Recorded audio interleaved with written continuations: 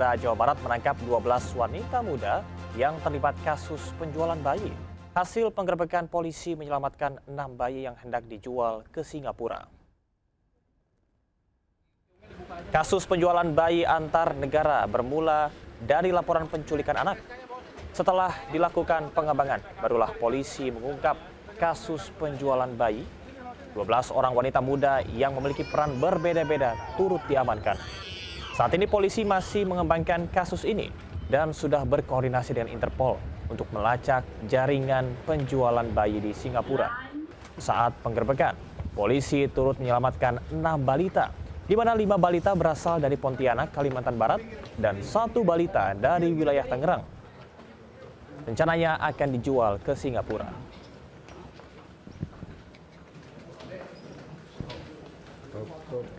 Dan seperti apa perkembangan kasus sindikat penjualan bayi ke Singapura? Sudah ada Yuan Pangestu di Polda Jawa Barat. Ya, Yuan, selamat siang. Apakah Anda mendapatkan informasi terbaru yang disampaikan oleh Polda Jawa Barat hari ini? Ya, baik Samar dan juga pemirsa, hingga saat ini petugas kepolisian dari Direktorat Reserse Umum Polda Jawa Barat masih terus melakukan penyelidikan terkait kasus tindak pidana penjualan orang atau TPPO yang melibatkan 12 tersangka menjual bayi ini ke kawasan Singapura. Informasi terbaru dari pihak kepolisian sendiri ini ada penambahan 1 tersangka lagi yang ditangkap malam tadi ini di kawasan Bandara Soekarno-Hatta, di mana peran dari 1 orang tersangka ini yang merupakan pengasuh dari bayi-bayi yang akan dikirimkan ke kawasan Singapura sendiri.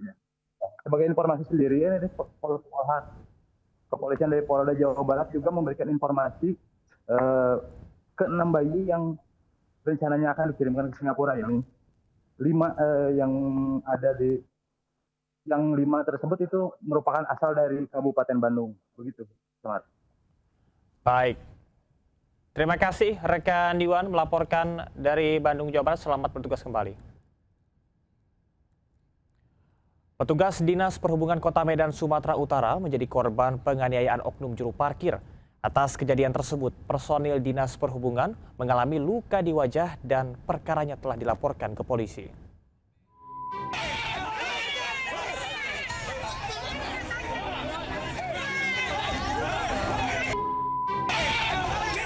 Video bentrokan antara personil Dinas Perhubungan Kota Medan dengan sejumlah pria diduga juru parkir viral di media sosial.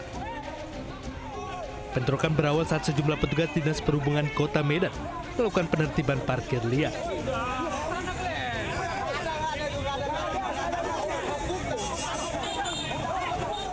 Saat akan ditertibkan, kendaraan yang diduga menyalahi aturan, sejumlah pria diduga juru parkir berusaha menghadang petugas. Saling dorong sempat terjadi hingga akhirnya 2 personil Dishub yang melakukan penertiban dianiaya oknum jukir. Aksi pemukulan tersebut, salah seorang personil Dishub harus dirawat di Rumah Sakit Umum USU. Kasus pemukulan personil Dishub Kota Medan tersebut kini sudah dilaporkan ke Polsek Medan Timur. Dari Medan, Sumatera Utara, Aminur Rasid Ainus melaporkan. Dipicu pembubaran aksi balap liar yang meresahkan, puluhan pemuda nekat melakukan penyerangan hingga 5 orang terluka di Cempaka Putih, Jakarta Pusat. Aksi penyerangan terekam video amatir hingga viral.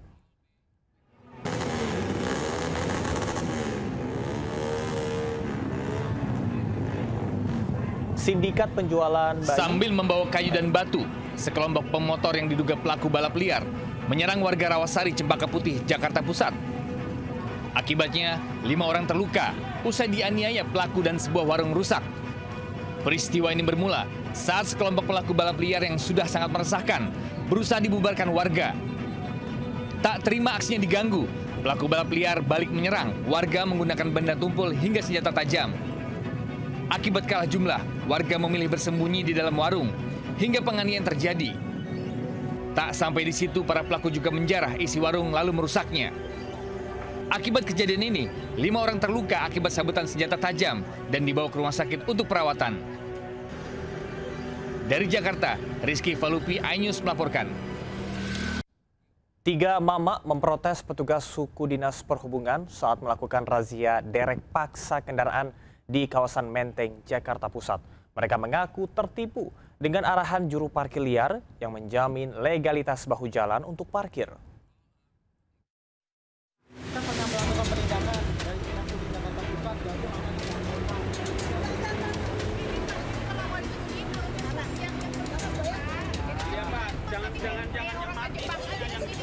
Tiga emak-emak melayangkan protes saat menyadari kendaraan mereka yang terparkir di bahu jalan Menteng Raya, Menteng, Jakarta Pusat menjadi sasaran penderekan oleh petugas suku dinas perhubungan Jakarta Pusat.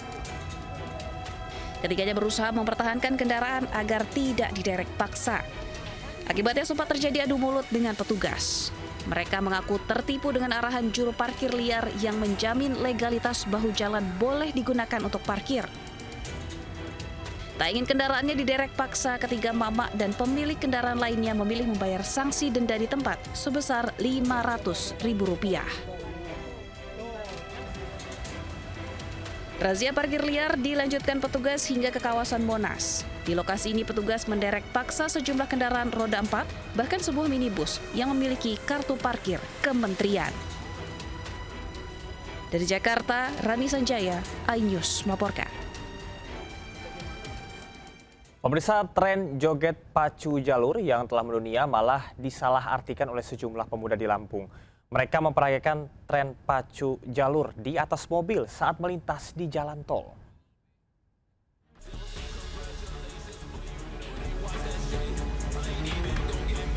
Dalam video yang beredar, seorang pemuda berdiri dan menari di atas mobil yang sedang melaju di ruas jalan tol Trans Sumatera, kilometer 58, Bakahuni, Terbanggi Besar. Pemuda ini bergaya bak bocah di depan perahu kayu dengan menggunakan mobil di jalan tol. Bukannya menghibur, aksi itu justru membahayakan diri sendiri dan pengguna jalan lainnya. Satuan PJR Ditlantas Polda Lampung mengamankan 3 orang yang terlibat dalam aksi tersebut.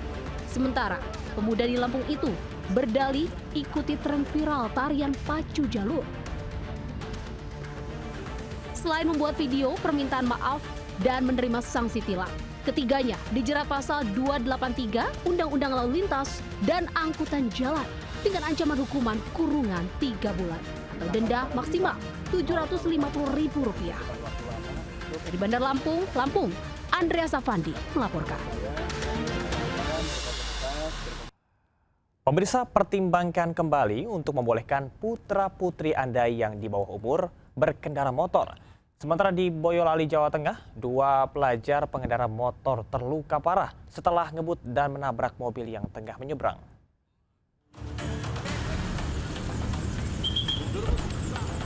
Kecelakaan mengerikan terjadi di Jalan Boulevard Soekarno, Boyolali pada Selasa sore. 2 pelajar yang baru pulang sekolah mengendarai sepeda motor menabrak mobil yang sedang menyeberang. Kecelakaan terjadi saat korban ngebut dan tidak bisa mengendalikan motornya. Akibat benturan keras, keduanya terjatuh, terkapar di tengah jalan dan terluka parah. Tim medis Dinas Kesehatan dan PMI tiba di lokasi untuk mengevakuasi kedua korban ke rumah sakit. Selain 2 pelajar yang luka serius, kecelakaan ini mengakibatkan mobil penyok, sementara motor korban rusak parah. Dari Boyolali, Jawa Tengah, Tata Rahmanta, iNews melaporkan. Diterpa isu beras oplosan, penjualan beras jenis premium di Pasar Kedoya Kebonjeruk, Jakarta Barat turun drastis. Sebagian warga memilih beralih ke beras curah non-kemasan agar bisa melihat, memegang, dan mengidentifikasi langsung kualitasnya.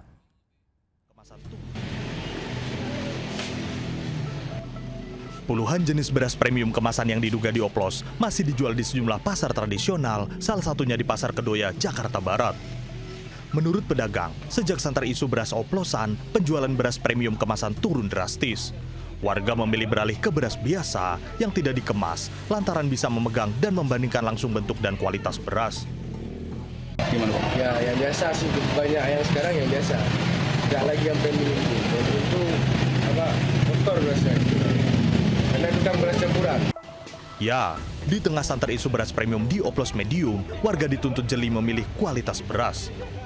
Tim Kaminata Arman pun mendatangi Pasar Induk Cipinang, Jakarta untuk membandingkan langsung kualitas beras premium dan beras medium. Beras medium itu dari derajat sosok dia kurang licin. Jadi kalau mesin poles itu poles sekali gitu loh. Oke. Terus kadar brokennya lebih banyak. Baik. Dia maksimal 15%. Nah, untuk harganya, harga ecerannya berapa, Pak? Harga saat ini medium 13.000 lebih nih, 13.600. Untuk premium kira-kira bisa di mana? Premium contohnya kayak gini. Baik. Oh, lebih putih juga, lebih bersih ya? Dari warna dia lebih putih. Oke. Terus untuk ukuran kadar broken dia maksimal 5%. Dia derajat sosoknya lebih tinggi. Soalnya apa? Karena nyelipnya, molesnya itu bisa 2-3 kali. Terus brokennya diayak. Terus kadar airnya juga tidak boleh melebihi dari 14%. Oke. Biar apa? Kalau di bawah 14% itu beras kita mau disimpan setahun sampai setahun setengah itu kuat. Pemirsa, tadi perbincangan saya dengan pemilik toko beras yang mana terkait dengan polemik ini tentunya sangat disayangkan dan sehingga diharapkan agar pemerintah bisa menyelesaikan permasalahan ini sehingga tidak ada pihak-pihak yang dirugikan baik itu dari pihak petani, kemudian penjual dan juga para pembeli. Dari Jakarta, Nata Arman, Sadu Santo, iNews melaporkan.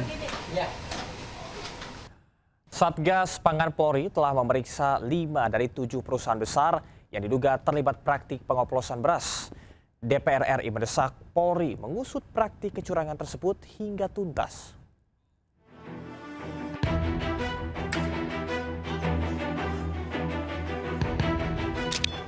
Dugaan praktik pengoplosan beras premium oleh sejumlah perusahaan terus diselidiki. Satgas Pangan Polri memanggil 7 perusahaan produsen beras yang diduga melanggar standar mutu dan mengurangi takaran isi kemasan. 5 perusahaan diantaranya telah menjalani pemeriksaan. 7 perusahaan besar yang memang memproduksi beberapa merek dari beras medium maupun premium, dan saat ini sudah 5 perusahaan yang telah menjalani pemeriksaan. Dugaan praktik beras oplosan juga menjadi sorotan serius DPR. Ketua DPR RI Puan Maharani meminta penyelidikan serius dan tuntas dalam kasus ini. Pihak yang melakukan hal tersebut harus langsung ditindaklanjuti, diproses secara hukum, jangan sampai kemudian merugikan rakyat, dan DPR tentu saja akan melakukan pengawasan melalui komisi-komisi yang ada di DPR untuk ikut menindaklanjuti terkait dengan hal itu. Kementerian Pertanian membongkar dugaan praktik oplosan beras premium oleh sejumlah perusahaan, termasuk Wilmer Group, Food Station Cipinang Jaya, Belitang Panen Raya, dan Japfa Group. Diduga ada 212 merek beras oplosan yang beredar dan merugikan negara hingga 99 triliun rupiah. Penindakan akan dilakukan hati-hati agar tidak memicu kelangkaan beras di tengah masyarakat. Tim Liputan iNews melaporkan. Sementara itu harga beras di sejumlah pasar tradisional terus mengalami kenaikan 500 hingga 1.000 per kilogram. Selain akibat minim pasokan, kenaikan juga akibat dampak isu beras oplosan dan juga beras premium.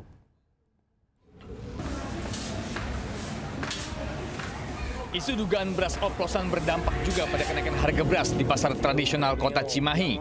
Kenaikan harga beras bervariasi dari Rp500 hingga Rp1.000 per kilogram. Kini pedagang menjual beras medium Rp14.000 per kilogram, sementara jenis premium di angka Rp16.000. Selain isu beras oplosan, kenaikan juga akibat stok kosong dari para petani.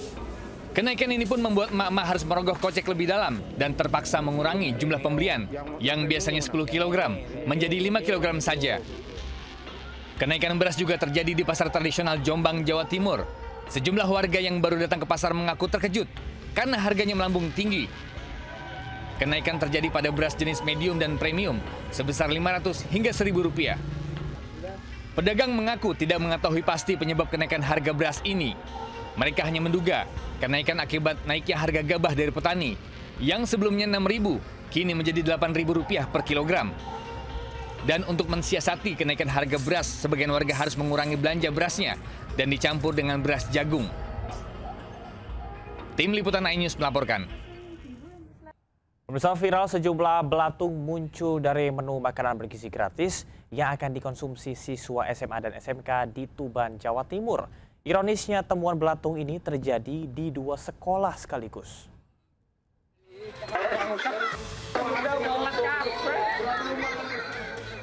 Video menu makanan bergizi gratis untuk siswa SMAN dan SMKN viral. Usai ditemukannya belatung di lauk di Tambak Boyo, Tuban.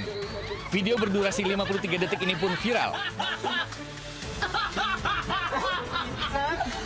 Pihak Kecamatan Tambak Boyo pun membenarkan kejadian ini dan menyebut ada 2 titik sekolah yang terdapat belatung dalam kotak makanan bergizi gratis. Pihak kecamatan juga berharap kejadian ini tidak terulang lagi. Hingga saat ini, pihak penyedia atau dapur pelayanan pemenuhan gizi (SPPG) serta pihak sekolah belum memberikan keterangan resmi. Penyedia layanan juga diminta lebih teliti, baik dalam proses pengolahan, penyimpanan, maupun pendistribusian makanan. Sterilisasi dan standar kebersihan menjadi kunci untuk menjamin keamanan makanan yang dikonsumsi para siswa dalam program makanan bergizi gratis. Dari Tuban, Jawa Timur, Pipit Wibawanto, iNews melaporkan.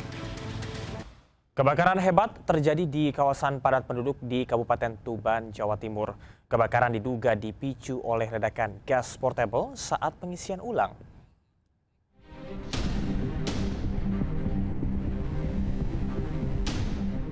Kebakaran melanda sebuah rumah produksi kue di Kelurahan Kebonsari, Kabupaten Tuban, Jawa Timur. Api diduga berasal dari proses isi ulang gas portable yang dilakukan terlalu dekat dengan kompor. Ledakan gas terjadi dan langsung memicu kebakaran hebat. 1 orang karyawan terpaksa dilarikan ke rumah sakit setelah mengalami luka bakar ringan akibat ledakan tersebut. 3 unit armada damkar Pos Mako Tuban langsung diterjunkan ke lokasi. Kerugian material dalam insiden ini ditaksir mencapai 65 juta rupiah. Dari Tuban, Jawa Timur, Pipit Wibawanto, iNews melaporkan. Sementara di Jakarta, bedeng yang dijadikan lapak penjualan bensin eceran terbakar di Jalan Pangeran Tubagus Angke. Api cepat membesar dan membuat warga panik.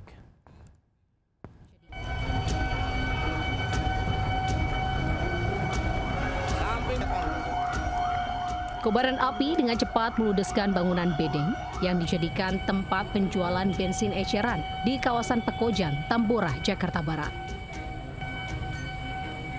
Material bangunan yang terbuat dari kayu dengan mudah dilahap amukan si jago merah. Api berhasil dipadamkan 30 menit kemudian setelah 3 unit mobil pemadam kebakaran tiba di lokasi. Akibat kebakaran, arus lalu lintas di sekitar lokasi sempat dialihkan sementara saat proses pemadaman. Beruntung, tak ada korban jiwa dalam peristiwa ini. Sementara penyebab kebakaran masih diselidiki petugas kepolisian. Di Jakarta, Miftol Gani melaporkan. Seorang anggota DPRD nekat menyegel ruang kelas dan melakukan perusakan fasilitas sekolah SMP PGRI di Tanah Toraja, Sulawesi Selatan. Akibat kejadian tersebut, seluruh siswa terpaksa belajar di teras sekolah.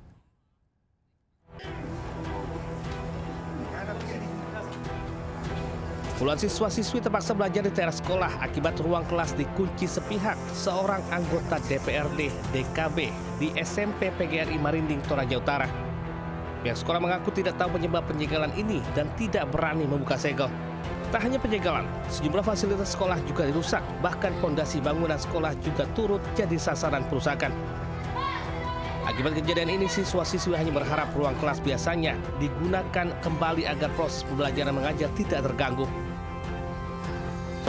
Biasa di pondok, biasa di kelas. Kira-kira harapannya, Dek, untuk sekolahnya ini? Semoga bisa dibuka segalanya supaya lebih semangat belajar. Pihak sekolah dan wali murid berharap pihak terkait segera menyelesaikan persoalan ini demi masa hak-hak pendidikan anak-anak. Dari Tanah Toraja, Sulawesi Selatan, Jufri Tonapa, iNews melaporkan. Tahun ajaran baru SDN 10 Krandegan, Banjarnegara, Jawa Tengah hanya mendapat 2 siswa saja. Sekolah tersebut kalah bersaing dengan sekolah-sekolah unggulan lainnya dan sekolah swasta yang menjadi favorit orang tua murid. Meski hanya diisi 2 siswa saja, proses belajar mengajar tahun ajaran baru terus dilakukan di Sekolah Dasar Negeri 10 Krandegan, Banjarnegara. Pada tahun sebelumnya, sekolah hanya mendapatkan 7 murid saja, sehingga total sekolah ini hanya memiliki 43 siswa dari kelas 1 hingga kelas 6. Akibatnya, meski pembelajaran tahun ajaran baru sudah dimulai, hingga kini sekolah masih membuka pendaftaran siswa. menunggu siswa yang belum mendapatkan sekolah. Walaupun kami juga sudah berupaya membangun komunikasi dengan komite, terus dengan masyarakat, bahkan kami door to door Pak, datang ke rumah-rumah. Namun memang kebetulan kalau wilayah yang dekat sekali sini nggak ada anak kecil, rata-rata sudah masuk SMP. Untuk antisipasi kekurangan murid, sekolah berharap ada penerapan zonasi untuk sekolah dasar. Dari Banjarnegara, Jawa Tengah, Nurdin Fauzi, iNews melaporkan. Sekolah umum digratiskan, bahkan kini ada sekolah rakyat. Nyatanya masih ada siswa di Pandeglang, Banten yang putus sekolah. Meski SPP gratis, orang tua mengaku tak sanggup membeli seragam dan buku tulis untuk anaknya.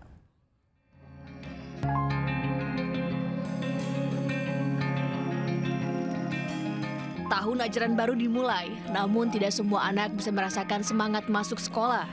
Seperti yang terjadi pada Eni Anggraini, 13 tahun, warga kampung Cicadas, Pandeglang, Banten, yang terpaksa putus sekolah. Kondisi ekonomi keluarga yang serba kekurangan membuat Eni tidak bisa melanjutkan ke bangku SMP.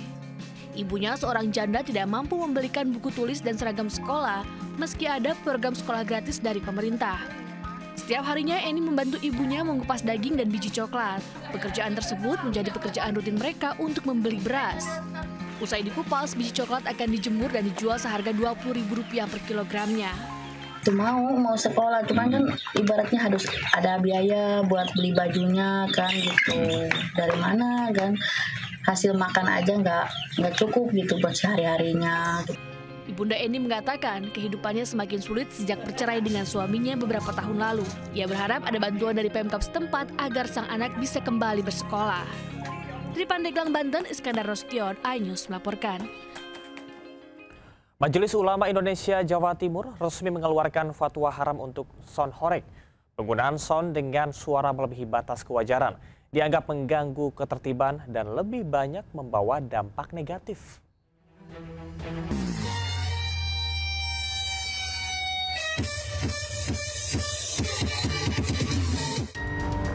Setelah melakukan kajian mendalam, Majelis Ulama Indonesia MUI Jawa Timur resmi mengeluarkan fatwa haram untuk sound horeg. Penggunaan sound horeg diharamkan karena audio dengan suara melebihi batas wajar berdampak negatif bagi masyarakat, seperti mengganggu ketertiban hingga kesehatan. Mengganggu ketertiban masyarakat dan juga kesehatan. Sehingga dari dampak tersebut sudah bisa dipastikan itu adalah sifatnya madharat. Apalagi dalam rangkaian dari pertunjukan sound horeg tersebut ada kemaksiatan-kemaksiatan, misalkan di sana ada joget tarian dengan seorang perempuan yang berbusana yang membuka aurat. Itu tentunya melanggar syariat. Juga ada minum-minuman yang biasa mengiringi kegiatan tersebut, itu juga dilarang oleh syariat dan agama. Sebelum MUI Jawa Timur, fatwa haram sound horeg lebih dulu dikeluarkan oleh Pondok Pesantren Besuk, Pasuruan, Jawa Timur. Konvoi sound horeg di sejumlah wilayah kerap memakan korban. Di Desa Mulyorejo, Malang, Jawa Timur, sejumlah bangunan rusak akibat getaran suara sound horeg yang menggelegar. Warga bahkan sempat bersitegang dengan komunitas sound horeg. Sementara di Bondowoso, Jawa Timur, tumpukan sound horeg setinggi 5 meter yang tengah diarak keliling desa tersangkut ranting pohon dan terjatuh menimpa sejumlah anak. Dentuman musik yang keras membuat genting rumah berantakan.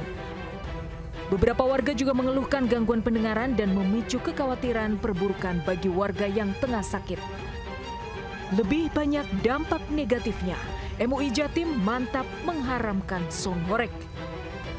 Wakil Gubernur Jawa Timur Emil Dardak meminta seluruh komunitas sound horeg mematuhi fatwa MUI. Jadi semua harus patuh aturan, harus patuh pada aturan pemerintah dan juga harus menghormati fatwa ulama. Jadi itu, yang dilarang adalah fitur-fitur dari kegiatan tersebut. Nah itulah yang meresahkan masyarakat. Tim Liputan iNews melaporkan. Ribuan pencari kerja di Cianjur, Jawa Barat rela antre berdesakan untuk mendapatkan pekerjaan di depan salah satu toko. Diketahui toko tersebut hanya merekrut 50 karyawan untuk ditempatkan di beberapa posisi.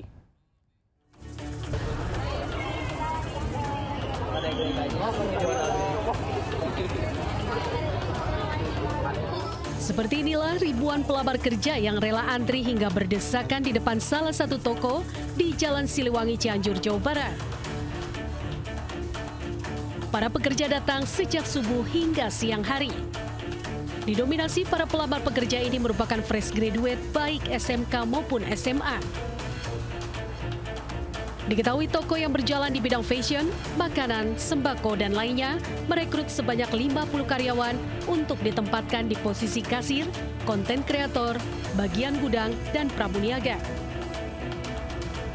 Tidak hanya datang dari dalam kota, para pelamar juga datang dari Bogor, Sukabumi, dan Pangandaran.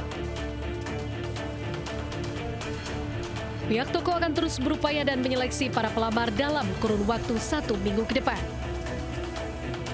Dari Cianjur, Jawa Barat, Muhammad Andi Iksan, iNews melaporkan. Sekelompok orang penagih utang nekat merampas motor seorang pria di kawasan Sukma Jaya, Depok, Jawa Barat. Aksi saling tarik dan rebut teman warga hingga viral.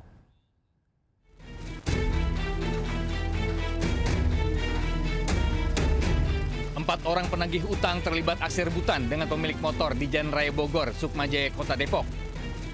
Bahkan, salah satu penagih utang sudah menduduki motor incarannya. Hingga aksi saling dorong tak terhindari. Video perampasan motor ini pun viral. Korban yang masih mengenakan helm terus berusaha merebut kunci motor yang dirampas pelaku. Meski korban berhasil merebut motornya, namun keributan masih berlanjut selama 15 menit. Korban pun bisa lolos dari aksi perampasan lantaran adanya bantuan dari ojol yang kebetulan melintas. Menurut warga, aksi perampasan sudah sering terjadi lantaran tidak ada pihak kepolisian yang berjaga di persimpangan lampu merah Jalan Raya Bogor. Dari Depok, Jawa Barat, Yung Rizky, iNews melaporkan. Gunungan limbah cangkang kerang hijau menjadi masalah baru bagi warga di dekat Tanggul Kalibaru, Cilincing, Jakarta Utara. Warga berharap ada tindakan nyata pemerintah untuk mengatasi masalah tersebut. Limbah cangkang kerang hijau menggunung dan sangat mengkhawatirkan di Tanggul Laut Kalibaru, Cilincing, Jakarta Utara. Padahal tak jauh dari lokasi, sudah ada tempat pengolahan cangkang kerang hijau, namun belum bisa menyelesaikan permasalahan limbah ini. Karena limbah yang diproduksi tak sebanding dengan pengolahan cangkang dalam 1 hari. Menteri Lingkungan Hidup, Hanif Faisal Nurofik, yang meninjau lokasi menyatakan, setiap hari ada 1,5 hingga 2 ton limbah cangkang kerang hijau yang dihasilkan. Sementara, tempat pengolahan hanya bisa mengolah sebesar 50 hingga 100 kg saja dalam 1 hari. Dikhawatirkan jika permasalahan ini tidak segera diatasi, maka akan terjadi permasalahan baru di pesisir Jakarta. Diharapkan ada tindakan nyata dari sejumlah pihak untuk mengatasi masalah ini. Dari Jakarta, Rizky Falupi, iNews melaporkan. Diduga menggelapkan uang ratusan nasabah hingga senilai 9,1 miliar rupiah. Sebuah koperasi digeruduk warga di Serang, Banten. Guna meredam emosi warga, polisi harus menyegel kantor koperasi.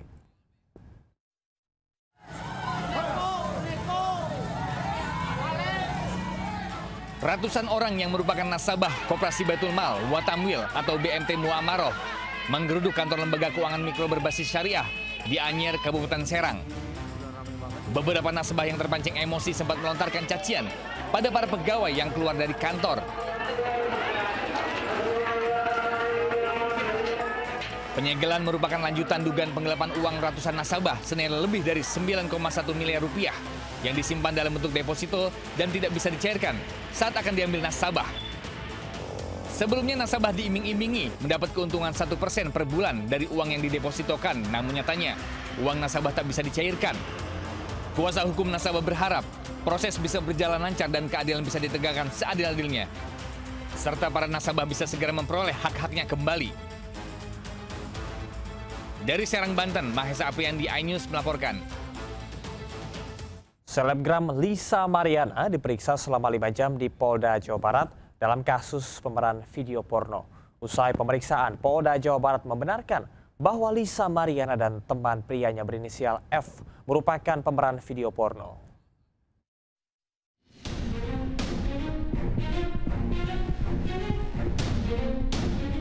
Setelah mangkir dalam pemeriksaan pertama, selebgram Lisa Mariana akhirnya memenuhi panggilan penyidik di Treskrimsus Polda Jawa Barat. kedatangan Lisa Mariana untuk diperiksa terkait kasus video porno yang tersebar di media sosial. Gimana Kak untuk persiapannya? Ya, persiapannya ya siap dong, harus siap. Berstatus sebagai saksi, Lisa diperiksa selama 5 jam dan dicecar 30 pertanyaan. Usai pemeriksaan, Kabid Humas Polda Jawa Barat membenarkan Lisa Mariana merupakan pemeran video porno bersama teman prianya berinisial F. Pemeran dari video itu salah satunya perempuan itu adalah dia. Demikian juga pemeran laki-laki yang sebelumnya sudah kita periksa yang menyatakan juga bahwa itu dirinya. Sebelumnya, video porno Lisa Mariana dengan seorang pria bertato beredar luas di media sosial.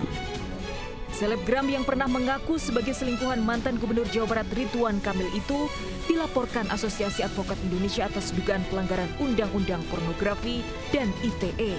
Polisi akan memperluas penyelidikan terkait pihak penyebar video porno Lisa Mariana. Dari Bandung, Jawa Barat, Yuan Pangestu, iNews melaporkan.